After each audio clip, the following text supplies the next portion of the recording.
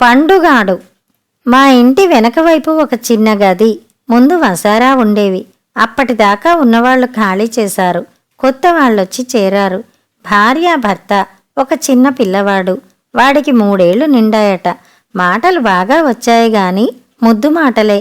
వాడి పేరు వాడి భాషలో చూల్యనారాయణమూర్తి, అంటే సూర్యనారాయణమూర్తి. ముద్దు పేరు పండు. ఇంట్లో దిగిన మర్నాడే తెల్లవారుతూనే చొరవగా మా ఇంటికొచ్చేశాడు. అత్తయ్య అత్తయ్య అని మా అమ్మ వెంట తిరిగాడు.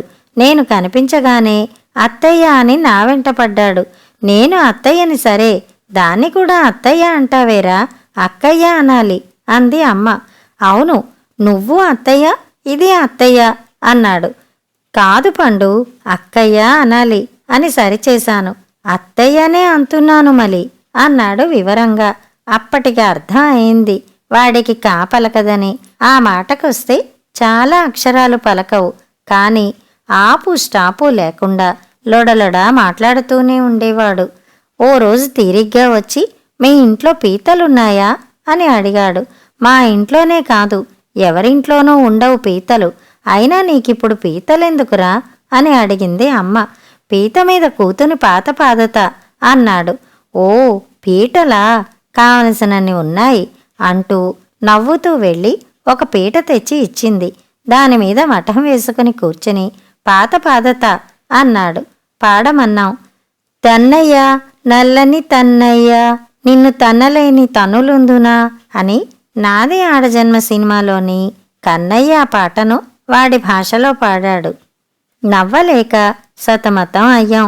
ఇంకోటి పాడరా అంది అమ్మ. లవకుశలోని పాటను ఈలాముని చలితమును పెదపెదమమ్మ అని పాడాడు. వాడిని పట్టుకుని వాడి చేత వాగించి ఆనందించడం మాకు బాగా అలవాటైపోయింది. మా ఇంటికి ఎవరైనా బంధువులు వస్తే తెగ సంబరపడిపోయేవాడు. అబ్బో, మీ ఇంటికి చాలా చుట్టాలు వచ్చాయే, మీరు ఇప్పుడు లడ్డూలు ఇడ్లీలు చేచుతుంతాలా అని అడిగేవాడు. ఆ చేసిన పలహారాలు తిని వాడి మాటలతో వచ్చిన బంధువులను ఆనందపరిచేవాడు. ఓ రోజు మా మామ వస్తే ఆవిడ దగ్గరికి వెళ్ళి, మా అమ్మగారు అయినాలా ఆయన గోవిందా అన్నాడు. అట్లానా, అయ్యో పాపం, ఎవర్రా, ఇవాళ శుక్రవారం కూడాను అంది మా అమ్మ కంగారుగా.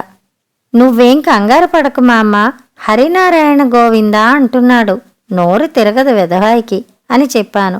ఓరి బడవా, నీ భాష కాదు కాని కంగారు పెట్టేశావు కాదురా అంది మా అమ్మ నవ్వేస్తూ.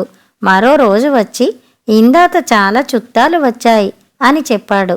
ఎవరెవరు వచ్చారా అంటే, చీత, చీపతి, తుందలమ్మగాలు, లామాలవ మామయ్య వచ్చాలు అన్నాడు. మరి మీరు కూడా లడ్డూలు ఇడ్లీలు వండుకున్నారా అని అడిగింది అమ్మ. లేవు, ఉత్తి తాఫీలే అన్నాడు. మరో రోజు వాళ్ళ నాన్న వెంట ఆయన పనిచేసే కూల్ డ్రింక్ ఫ్యాక్టరీకి వెళ్ళొచ్చాడు పండు.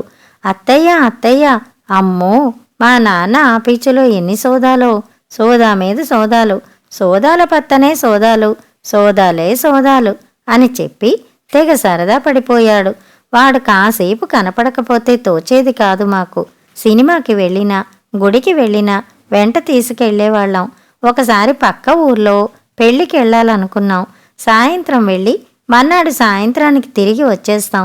పండుగాడిని కూడా తీసుకెళ్దాం అనుకున్నాం. ఏరా పండు, ఊరికెళ్దాం వస్తావా అని అడిగింది అమ్మ.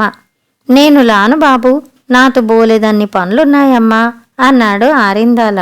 అబ్బో, ఏమిటో అంత పనులు అని అడిగింది అమ్మ. నేను మా అమ్మ ఈ లాతిలి మీ బావిలో దూతి తచ్చిపోవాలి అన్నాడు. ఛ వెధవా, ఏమిటా మాటలు, తప్పు కాదు అంది అమ్మ. అయ్యో, నిజంగానే చచ్చిపోవాలి. మా నాన్ననేమో సోదాల పనిలోంచి తీసేచాలు. మా ఇంటిలో డబ్బులు లేవుత. ఉన్న డబ్బులు మా అమ్మ జబ్బుకి చనిపోయాయిత. ఇంతేం చేస్తాం, నేను పండు బావిలో దూతి చచ్చిపోతాం అంది మా అమ్మ. మీరు ఊలి తెళ్ళండి, మేమేమో బావిలో దూతి చచ్చిపోతాం. వాడికి వీలైనంత వివరంగా చెప్పాడు.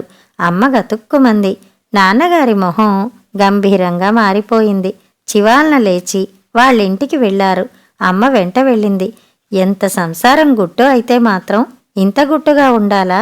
పసివెధవ ముందు అటువంటి అఘాయిత్య మాటలు మాట్లాడడం తప్పు కాదు అని మందలించారుట. వారం తిరిగేసరికల్లా పండు వాళ్ళ నాన్నకి తనకు తెలిసిన కాంట్రాక్టర్ దగ్గర ఉద్యోగం వేయించారు మా నాన్నగారు. ఆ మరుసటి రోజు ఒక గిన్నె బొజ్జ కానించుకుని వచ్చాడు పండు. ఇవాళ మా నాన్న బోలెడన్ని చామాన్లు తెచ్చాయి. చంచి నిందా అమ్మ తహోని పిండి వంటలు వండింది. పండు పిన్నిగాలితి ఇచ్చిలాలా అంది అన్నాడు సంబరంగా. కథ సమాప్తం. శ్రీమతి పొత్తూరి విజయలక్ష్మి గారు రాసిన హాస్య కథలు సమాప్తం.